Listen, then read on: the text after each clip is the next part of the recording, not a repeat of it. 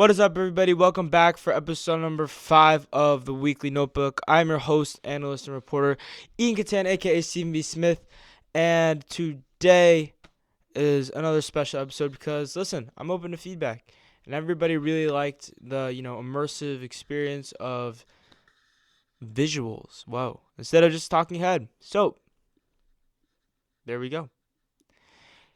Here are the standings. I'm not going to spend too much time on this because I'm going to be actively updating the power rankings while I do this. 1 and 2, Water 1 and 2, stay undefeated. Morats improved to 4 and 1. Harrison High Flyers, I don't know why I said that. Improved to 4 and 1. Panthers, Cobras, Angels, all 3 and 2. Only 7 teams above 500, which is pretty interesting when you really think about it. One team still winless. 3 are 1 and 4, and then the 2 and 3 teams, Trojans and Phantoms, really on a come up, especially the Phantoms. Chicken Cutlet Elite, I don't know what the hell is their story. Confuse me. Taos are on the come up, big win this week over the Jackals. Green Giants again, doing their thing, and then Academy, Herd, Jackals. What is going on? So without further ado, let's go over these power rankings. So I'm going to be actively updating them as I go through. I had some technical difficulties. This is my second time recording this, so bear with me. All right, let's do this. For the first time all season, we're going to have a new top dog, pun intended. The Dogs are your new number 1, and I have a few reasons for this. First is the intellectuals showed last week that they have holes. The Dogs have been as dominant as you could really be. When you look at their point differential, the Dogs have 12 more of a point differential. Schedules, intellectuals have played good teams, but the Dogs have played the High Flyers post Matt Dell, and the High Flyers are a pretty darn good team. When I look at the Dogs, I think of them like this. They're a two-headed monster. You have Andre Duvall, who's an MVP candidate, and Jacob Friedland, who's also really could be an MVP candidate. He's really on the cusp at like 6 or 7. But when you watch them play, right? Yes, they work off each other really well, but it's Henry Sperling. Henry Sperling is playing as well as any second-round pick in the LSU right now, and the stats aren't always there with him.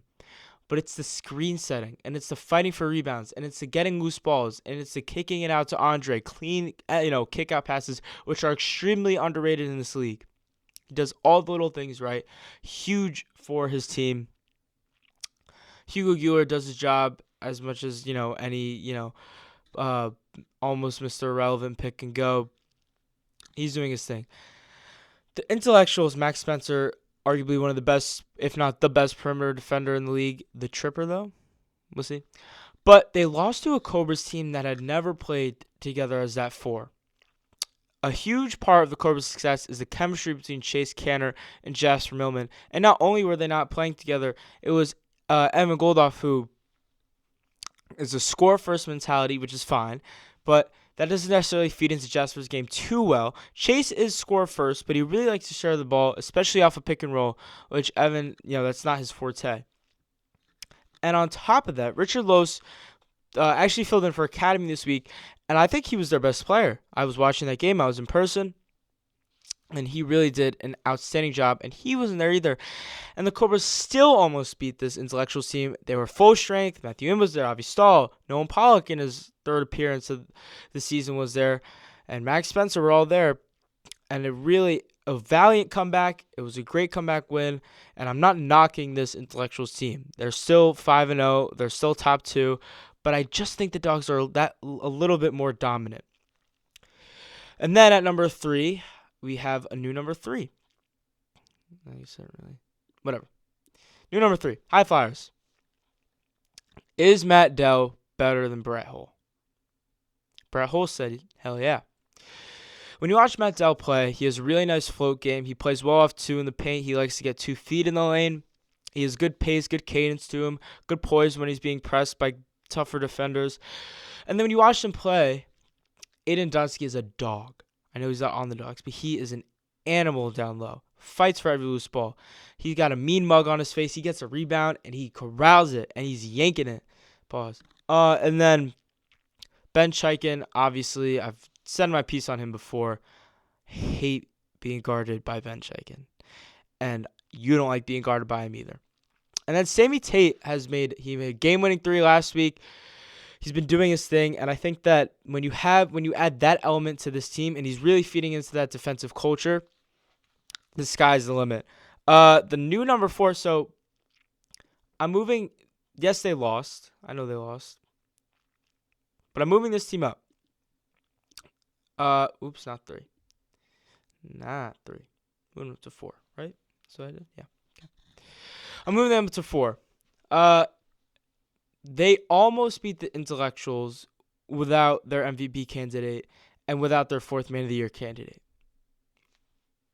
I think that this, as much as they lost the game, I think it was a win overall because it showed what this team can be when they're all together, they're being coached right, and they play to their full potential. The Cobras are a dangerous team, and I think they belong in this top 5. 5 of the Morats, they stay where they are.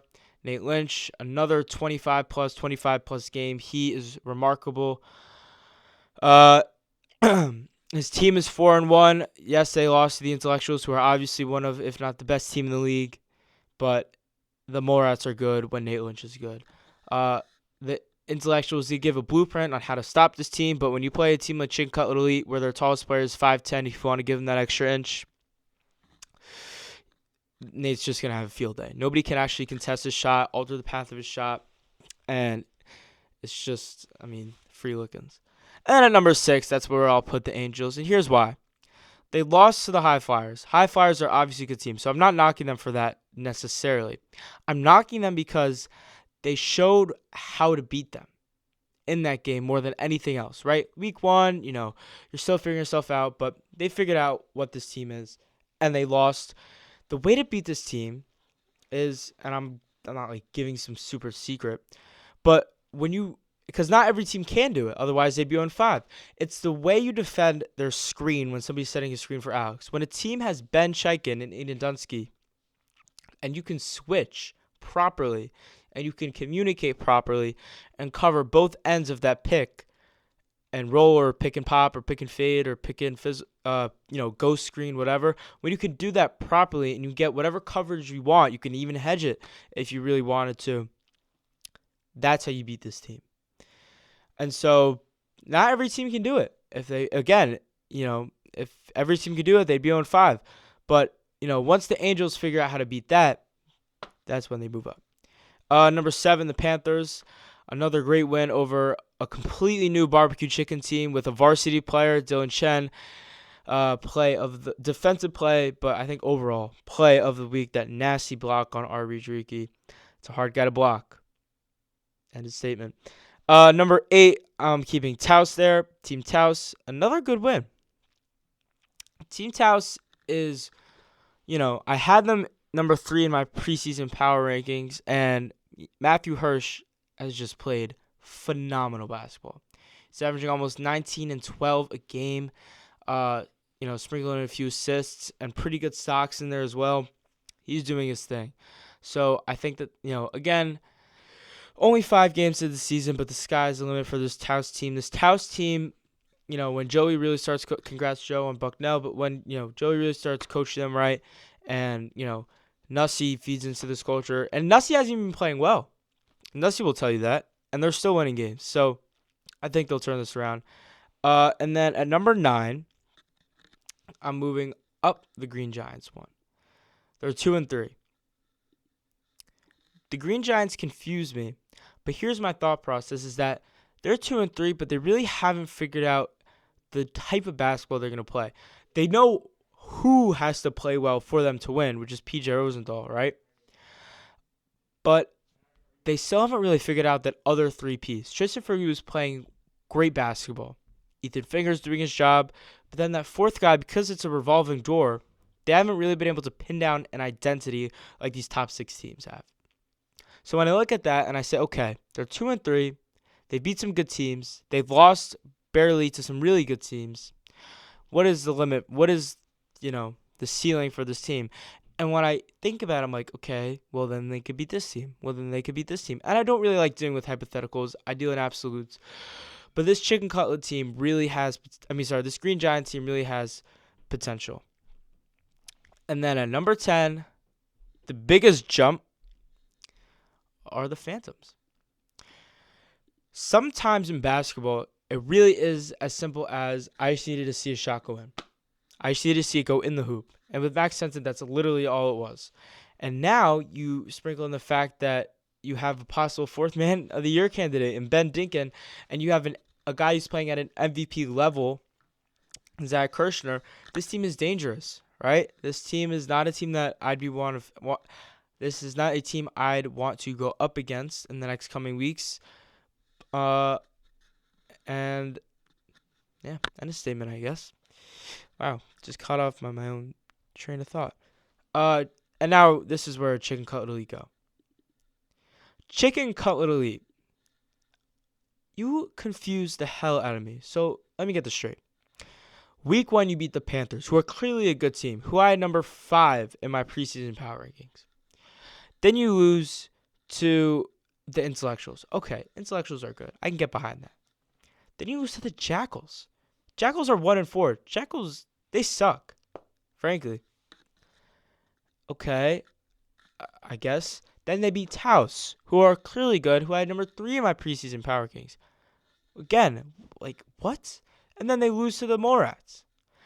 This team confuses the hell out of me. I'm done guessing where they are. I'm just going to keep moving them around in that 11 through 9 range, I guess.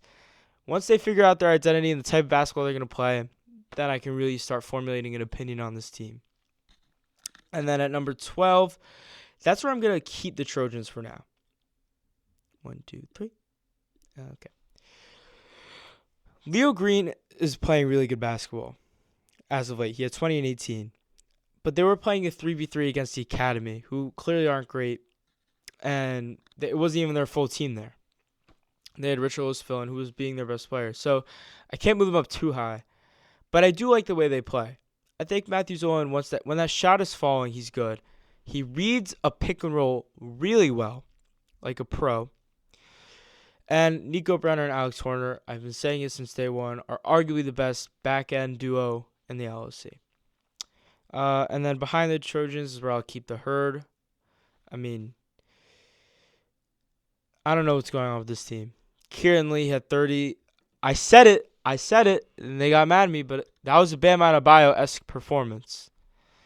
That was a fluke 30. He has dropped 4 and 8 and I think 10 once. His averages are not looking good since then. Orson Hong has to step it up. Dylan Lemberg is doing his thing. Sam Cush. Yeah, whatever. Done with that. And then Academy and Barbecue Chicken. I'm tempted to move Barbecue Chicken up 1. I actually am, because they showed today that they could be a really good team. But I don't like dealing in hypotheticals. I'm going to keep it there. I still have faith in Academy. I really do. I still have some faith. I think they could still shock some people if they lock in. Ravi Vora, sometimes he just has a lid on the rim, but when that shot goes in, it's deadly. Is it deadly? I don't know. Now let's go into everybody's favorites, pun intended, award favorites. MVP, 1, 2, 3 are going to stay the same. And then here's a change. Krupp, you're going to move down 1, buddy. Now, who's going to be number 4? Bye-bye PJ Rosenthal for now. Oops, did not mean that. Who's going to be number 4? Who's going to be? Oh, there we go. Mad Del Garcia. Matt Dell. This guy has been doing his thing. The High Flyers are 4-1. After losing to the Dogs, they haven't lost since with Matt Dell. And I really like the way he plays. I already said my piece on him. I think the sky is the limit with this High Flyers team. Yes, pun intended again. Where are they? They're back there, right? So this is my 5. Nate Lynch, congratulations. Nate Lynch is the first player in the LOC to pass 100 points on the season, I think. Yeah. He's also, I think he has 94 rebounds on the season. he's that guy. He drafted this team to play to his strength, and he's doing it. He also only has 8 assists on the whole season, though. So you could share the sugar, but when you're 4-1, why would you, right? If it ain't broke, don't fix it. Let's go to Depoy, everybody's favorite award. And we will be having a change. Avi Stahl, who has been great, he is going to drop one. And Andre Duval, again, this guy just plays immaculate. Whoa, pause. Immaculate D. Resume. Perimeter help for a guy his size. The help defense he plays is phenomenal. Tons of steals just by getting his hands in passing lanes and driving lanes. Avi Stahl, this intellectuals team, he did shut down Jasper, but I think that, this is an individual award. And then, Alex and Ben are going to stay where they are. I like the way this Depoy looks. For the first time all season, I really don't think I should be getting too many complaints. Kieran Lee, the guy's still averaging 10 stocks a game. How do you want me to move him down, right? Rookie of the year, 1, 2, 3 are going to stay the same. And then we do have a change here, though. He is one in Depoy, but I really just don't like his offensive game recently. Quite frankly, it sucked. His team sucks. But his team is, again, confusing as hell, is Eli Curtis. But he's averaging 17 a game. And I think I really like the way he's been playing, right? I did update Chicken Cutlet Elite. Oh, no, I haven't yet. Maybe not. Thanks. But either way, Eli Curtis is doing his thing. Welcome to the top 4 of Rookie of the Year. 4th Man of the Year. We have some movement. Richard Los dropped down to number 3. Danny Panchev. Dan the Man Panchev, number 2. Matthew M seems to be running away with it right now as his team is number 1, tied for number 1 in the league, but he is doing his thing. Number 4, move you up, Alex Horner. And then number 5, welcome to 4th Man of the Year, Mr. Ben Dinkin. Potentially long overdue, but his team was just sucking. But now they're on the come up, and I like the way he's playing. Ben Dinkin can only go up from here. And last, but certainly not least, we have. Can I even get this on air now, Tristan? Are you serious? Most improved player of the year. We have a new number 1. It's the league's number 1, or I guess they were number 1. Max Spencer. Number 2 is going to be Tristan. And then number 3, Aiden Dunsky. So the really only big change is Max Spencer moving up. It's hard with this most improved player of the year because I don't really have the stats from last year. And then we're going to switch Nico. No, we aren't. I read that wrong. And that stays the same. So that's going to do it for episode number 5 of the Weekly Notebook. We're just going to recap these power rankings one last time real quick. We get a glance. Make sure I did it all right. Oh, no, we got 2 11s. And we have no 14. All right, I did bump the Jackals down to 14. Oops. Let's fix that. 1, 2, 3. Jackals suck. Sorry, Miss Hamburger, but your son made a really bad trade, and he's paying for it. No, that's going to conclude it, though. Everything is all right. We will see you next time. This was episode number 5 of the Weekly Notebook. I'm your host, analyst, and reporter, Inkatan, a.k.a. Stephen V. Smith, and I will see you next time.